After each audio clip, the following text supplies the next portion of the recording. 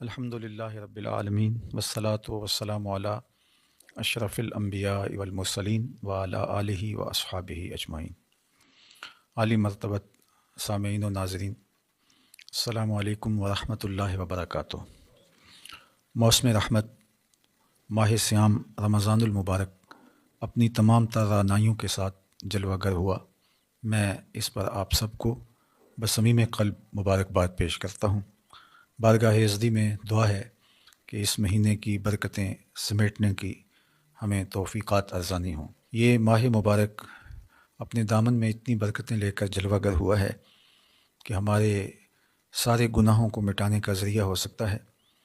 ہمارے باطن کی روشنی کا ساماں کرتا ہے اور ہمارے اندر کے سارے اندھیروں کو، ظلمتوں کو روشنیوں اور اجالوں میں بدلنے کی توانائی اور طاقت رکھتا ہے۔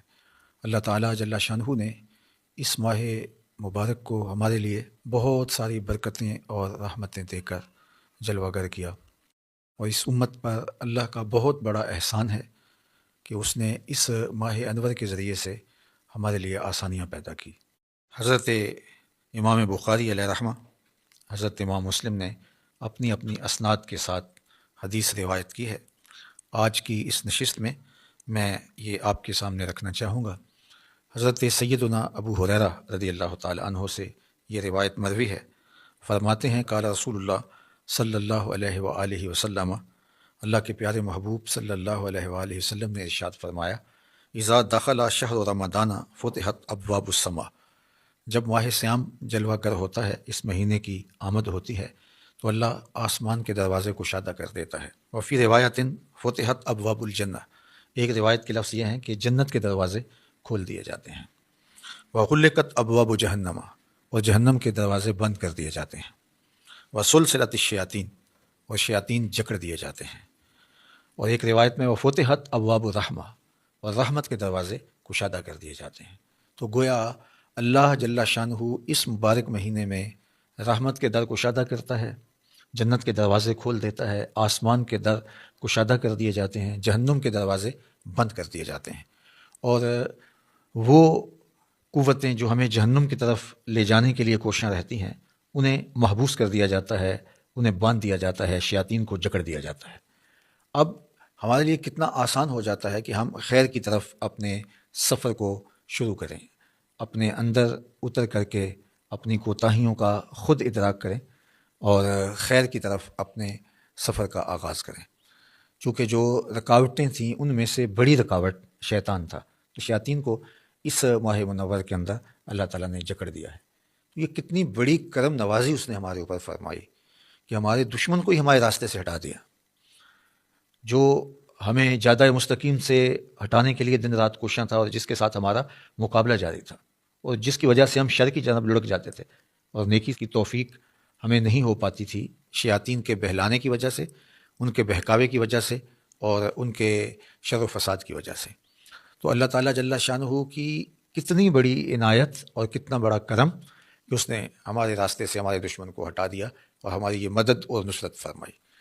اب اتنی بڑی کرم نوازی کے باوجود، اتنی بڑی رحمت کے باوجود، اتنی بڑی رکاوٹ کو ہٹا دینے کے باوجود، اگر کوئی شخص خیر کی طرف راغب نہیں ہوتا اور اچھائی کی راہ پہ گامزن نہیں ہوتا تو پھر اس سے بڑا محروم کوئی نہیں ہو سکتا۔ دوسری ایک روایت اسی عنوان سے ہے، جس کو حضرت انس بن مالک رضی اللہ تعالی عنہ روایت کرتے ہیں، قال دخل رمضان، ماہ صیام داخل ہوا، یہ مہینہ جو ہی طلوع ہوا، فقال رسول اللہ صلی اللہ علیہ وآلہ وسلم، تو اللہ کے پیارے محبوب صلی اللہ علیہ وآلہ وسلم نے ارشاد فرمایا، ان ھذا الشہر قد حضرکم، لوگوں یہ مبارک مہینہ آ گیا ہے،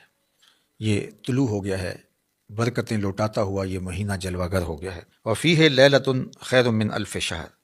اور اس میں ایک ایسی رات ہے جو 1000 مہینے سے بہتر، اشرف اور افضل ہے۔ پھر ارشاد فرمایا، من حرمھا فقد حرم الخیر کلہ، جو محروم ہو گیا وہ ہر خیر سے محروم ہو گیا۔ یعنی ایسا مہینہ تم کو نصیب ہوا ہے جس میں ایک رات 1000 مہینے سے افضل و اشرف ہے، اور یہ رحمتیں بانٹتا ہوا، نور بکھیرتا ہوا، خیر تقسیم کرتا ہوا، اور اللہ کی عنایات کو تمہارے اوپر نچھاور کرتا ہوا یہ مہینہ جلوہ گر ہوا ہے۔ اب اس مہینے کے اندر آپ کا دشمن بھی باندھ دیا گیا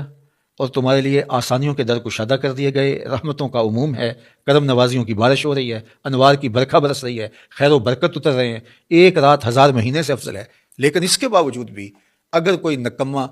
محروم رہ گیا اپنے آپ کی کوتاہیوں کی وجہ سے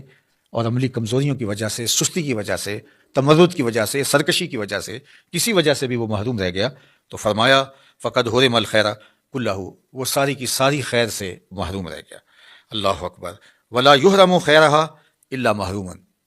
اور اس ماہ انور کے خیر و برکات سے محروم وہی رہتا ہے جو حقیقت میں محروم ہے، جو شقی اور بدبخت ہے وہی محروم رہے گا، ورنہ اتنی فراواں رحمتیں، اتنا کثیر کرم اور اتنی عنایات اس کی برس رہی ہوں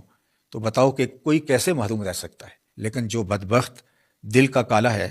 باطن اس کا اجڑا ہوا ہے اور وہ خیر کو حاصل کرنا ہی نہیں چاہتا، تو وہ تو حقیقی محروم ہے، تو وہ اس مبارک مہینے کے اندر بھی محروم رہ جائے گا۔ اور جو خیر پانے والے ہیں وہ ہر موقع سے خیر اپنے حصے کی سمیٹ لیتے ہیں۔ وہ کیا کسی نے کہا تھا، ہر شب قدر است اگر قدر دانی، کہ ہر شب قدر ہے اگر تو قدر پہچان لے، اور اگر کوئی قدر نہ پہچاننے والا ہو تو وہ شب قدر کو بھی محروم رہتا ہے، وہاں سے بھی برکتیں نہیں سمیٹ سکتا۔ تو جن کی طبع ہموار ہوتی ہے، جن کے باطن ستھرے ہوتے ہیں، جن کے خیالوں میں پاکیزگیاں ہوتی ہیں، جن کی سوچوں میں نور ہوتا ہے، تو وہ اپنے حصے کی خیر ہر جگہ سے کشید کر لیتے ہیں۔ اور جو اندر سے محروم ہوتے ہیں، شقی القلب ہوتے ہیں، ان کے باطن اجڑے ہوئے ہوتے ہیں، تو وہ پھر برستی رحمتوں میں بھی اپنے دامن کو تر نہیں کر پاتے اور وہ یوں ہی اپنی زندگی برباد کر دیتے ہیں۔ عالی مرتبت سامعین، ناظرین، یہ ماہ مبارک ہمیں زندگی میں ایک بار پھر نصیب ہوا ہے، نہ جانے دوبارہ زندگی میں نصیب ہو یا نہ ہو، لیکن اس پورے مہینے کو ہم اپنے دامن کو پھیلا کر اللہ جل شانہ کی رحمتوں کو سمیٹنے کی بھرپور کوشش کریں، خوش دلی سے اس کا استقبال کریں۔ اس مہینے کے آنے پر ہمارے چہرے پہ مسرت و فرحت اور بشاشت کا ظہور ہونا چاہیے۔